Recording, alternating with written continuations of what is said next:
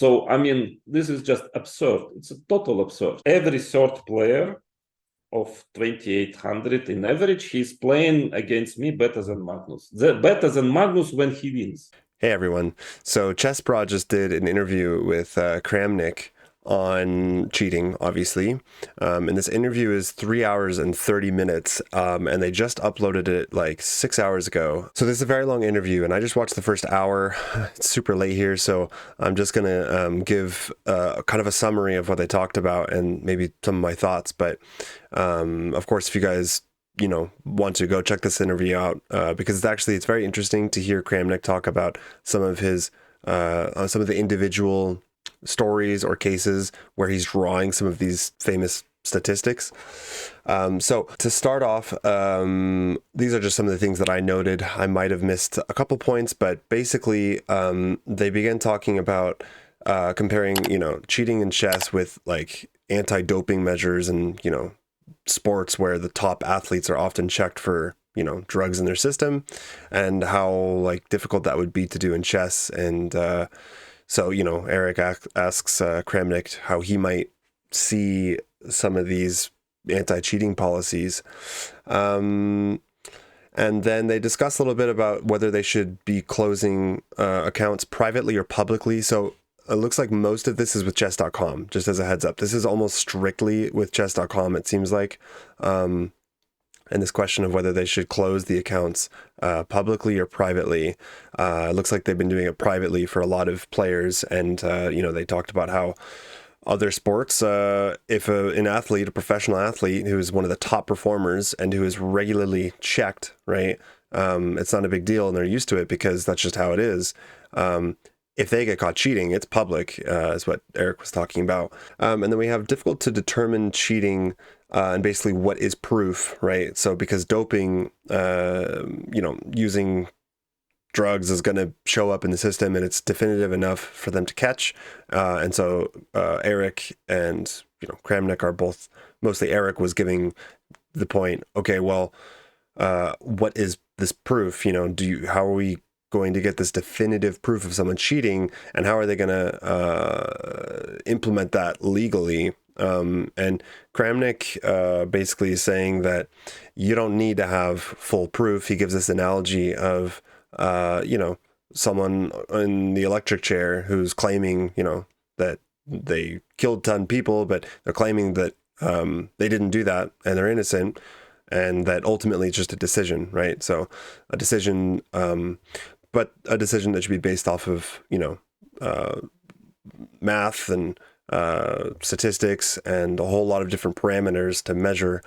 And then they talk about, turning on the camera. Kramnik gives this idea of, I didn't quite understand, maybe you guys can leave in the comments below if you understood this better. He had an idea, one suggestion of possibly like players that are performing suspiciously well, how they could do something where they like turn on the camera, but like, or have the person play. What I didn't understand was if they were playing with a computer or using a computer. Anyways, let me guys know in the comments if you guys understood that more. Once you start to have a certain doubt about some player, you just try to check him, but he doesn't know about it. And then, Kramnik is talking about how he used a lot of different parameters, and that we should use different parameters. One parameter is not enough to determine whether someone's cheating. So, right, like if you're just looking at their average accuracy, that's not enough. You need more. And what Kramnik is arguing is that based off of his statistics and his research that he's been doing on, it sounds like specifically 2,800 rated players or higher, playing in these paid events like Title Tuesday. What he's saying is that these players, according to his research, are playing suspiciously well. There are players, not all players, but the players that he's targeting are playing suspiciously well, based on several parameters. So it's not just the average accuracy, but we'll talk about that in a second. All right. And then this next bit is actually, I think, the most interesting.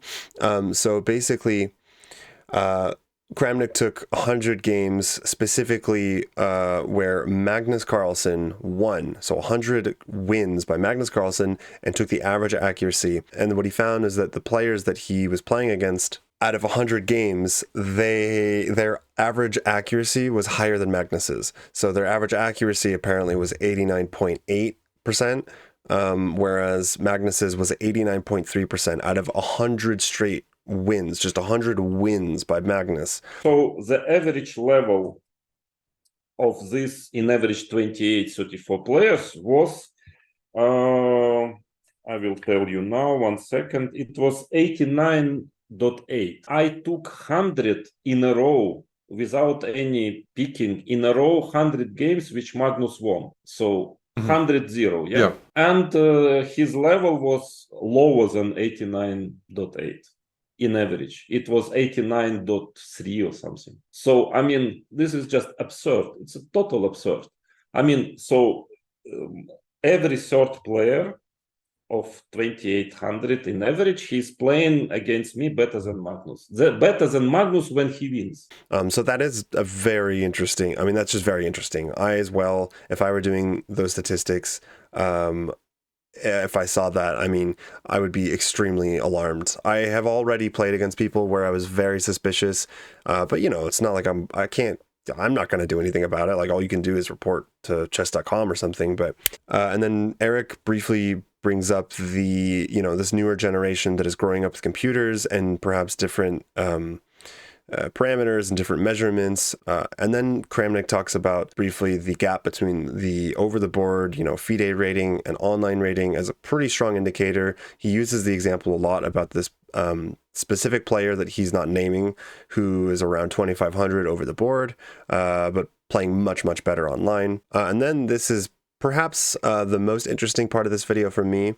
Kramnik decided to use a specific parameter to just measure cheating, specifically with this one player. It looks like he was suspicious of this one player whose over-the-board rating, again, is around 2,500, but who is playing very, very well online. And so then he looked at, you know, how often does this player get 4 out of 4 in Title Tuesday? So how often do they win all 4 of the first 4 rounds in Title Tuesday? And why is that so important? Well, apparently they started implementing on chess.com, I don't know when, some anti-cheating stuff where they have to turn on the cameras. Certain players will turn on the cameras and they have like Zoom. I don't know exactly how that works. I haven't seen it yet, but that doesn't start until after round 4. So that starts round 5. So theoretically, if you're cheating, it makes sense to do your best and do really well the first 4 rounds because it's going to be harder after that. So anyways, this player, he's looking at out of 20 different events, how often do they score 4 out of 4?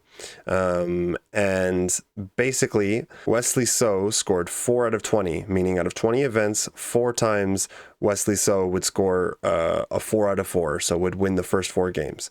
Kramnik himself had 3 out of 20. Grishuk had 5 out of 20. Firouzja had 9 out of 20. And this guy, over the board, rated 2,500, 9 out of 20. And so, again, this basically one of the most important parts of this video is talking about how you need to be using several parameters to detect someone of cheating. You can't just use one, and it's very hard to determine, you know, definitively whether someone's cheating or not, right? Like, what is actual proof? But Kramnik's argument is basically that, and he even says he's convinced that just with mathematics, statistics, and all that, you don't even need to look at the person's games to determine if someone's cheating. And I'm going to be honest, I do find some of these examples that he's mentioning alarming, and you can just tell. I mean, he's laughing because you can just tell that it's like, it's fishy, you know? And then Kramnik mentions really briefly, you know, punishment on chess.com and how they're very, very light on that. You know, cheaters, admitted cheaters, apparently keep the prize money. They often have second chances, blah, blah, blah. You can just take Hans Niemann as an example. I mean, how many times he was caught cheating and how that is really, really encouraging the cheating to continue. And I kind of have to agree with him on that. And then Kramnik said something that I found interesting, which is that he's measured almost every player over 2,900 on chess.com, and that the gap between their over-the-board blitz rating and the online is alarming. So obviously there are some people, right? Like I think the the example that I thought of, and let me know what you guys think about this, but like, it's always been interesting to me how Danya, for example, his over the board rating is actually, well, it is pretty good, right? But I mean, like online, he's absolutely dominating, especially recently. It seems like, you know, bullet chess, even blitz, he's astonishingly good. But if you compare like the over the board, you know, it's interesting. And then every now and then Eric would ask Kramnik of ideas of how he actually would see implementing these anti-cheating policies. So for example, like using cameras, turning cameras on, all sorts of stuff. There's a moment where Kramnik talked about like sending a screen recording is what it sounded like. Like he said cameras, but I'm assuming that it has to be a screen recording. And then Eric mentions how you could easily doctor that.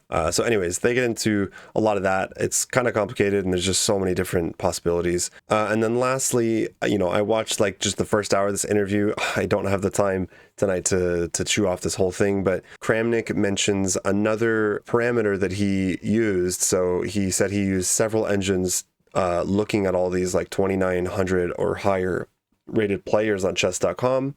So he used several engines, and he mentions Lichess's Senepon loss. I don't know that much about it, but they explain it in the video.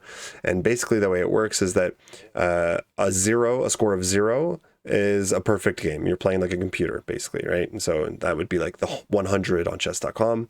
And so then he took Magnus's average accuracy with the Senepon loss computer in the tournament in Zagreb, where he played extremely well and took first place. And the average accuracy was 14. And then he looked at Hikaru's, who took second. You know, so second place is very good. And it was already 21, which is a huge gap between 14 and 21. And then he goes on to say that a lot of these players that are, you know, 2,900 or over on chess.com are basically playing like not far from, you know, 15, 16. So they're basically playing close to as good as Magnus, the best in the world, during one of his best tournaments. And, you know, just you looking at the gap between Hikaru, who is also extremely good and who performed extremely good in the tournament, extremely well, because he took a second place.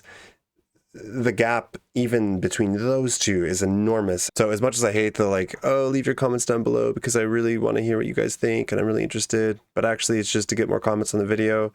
I hate that, but you know, that being said, go ahead and leave some comments down below. No, but really, this is a very interesting topic, and I happen to actually respond to all my comments because I don't get that many. So I am really curious to hear what you guys think. My personal opinion on all this is that Kramnik has some very compelling arguments. It's actually nice to hear him, you know, talk and have an interview with him. I think it's really cool of Eric. I think Eric's a very, you know, level-headed guy, really smart guy, and he shows a lot of maturity because, you know, he is listening to both sides.